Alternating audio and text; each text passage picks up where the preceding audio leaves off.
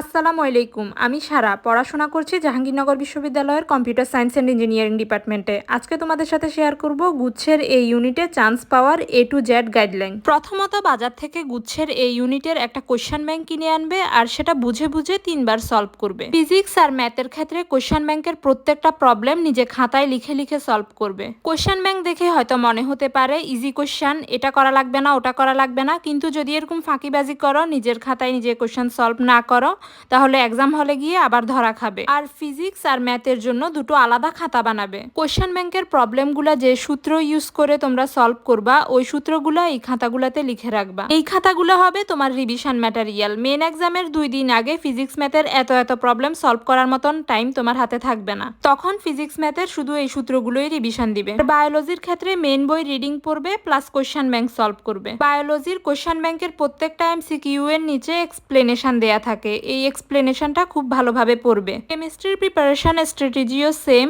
Question ব্যাংকের প্রত্যেকটা MCQ তো পড়বেই, প্লাস MCQ এর এক্সপ্লেনেশনটাও খুব মনোযোগ দিয়ে পড়বে। Chemistry first and second paper দুটোই কোশ্চেন ব্যাংক সলভ করার পর হাজারি স্যারের অনুশীলনীর MCQ গুলোও একবার হলেও পড়বে। কেউ যদি ইংলিশ দেখাও, প্রথমত গুচ্ছের প্রিভিয়াস ইয়ার্স গুলোতে আসা প্রশ্নগুলো সলভ করবে, তারপর BCS এর বিগত 5 বছরের প্রশ্ন সলভ করবে। আর বাংলা দাগালে কোশ্চেন ব্যাংকের পাশাপাশি বাংলা মেইন বইটাও পড়ে যাবে। গুচ্ছের কোশ্চেন ব্যাংকের পাশাপাশি তোমাদেরকে আরো 4টা বিশ্ববিদ্যালয়ের বিগত 10 বছরের প্রশ্ন সলভ করে যেতে হবে। সেগুলো হচ্ছে ঢাকা বিশ্ববিদ্যালয়, জাহাঙ্গীরনগর, রাজশাহী আর চট্টগ্রাম বিশ্ববিদ্যালয়। এবার বলি কোশ্চেন ব্যাংক কোনটা কিনবে। আমাদের সময় দেখতাম বেশিরভাগ স্টুডেন্টই উদ্ভাসের গুচ্ছের প্রশ্ন ব্যাংকটা পড়তো। তোমরা বাজারে যে কোনো কোশ্চেন ব্যাংকই সলভ করতে পারো। তোমাদের অ্যাডমিশন সিজনের তো অনেকটা টাইমই শেষ।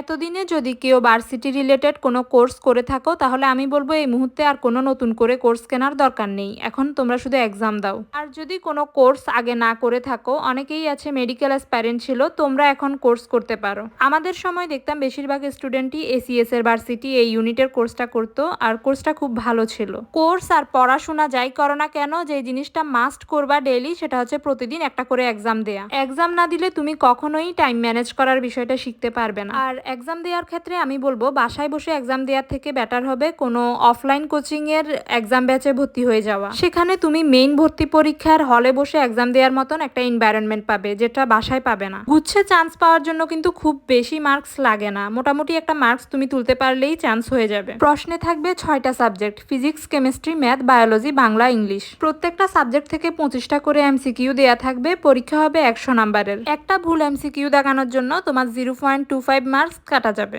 এগুলা নিয়ে আশা করি এতটাও ডিটেলসে কথা বলার দরকার নেই, কারণ ইতোমধ্যে তোমরা অনেকগুলো ভর্তি পরীক্ষা দিয়েছো। গুচ্ছের জন্য সবাই অনেক লম্বা একটা সময় পাচ্ছ, আর এই সময়টাতে তোমাদেরকে পড়াশোনার কনসিস্টেন্সি মেনটেন করতে হবে। এমন যেন না হয় যে একদিন 10 ঘন্টা পড়লাম আর আবার 3 দিন পড়লামই না। Best wishes to everyone.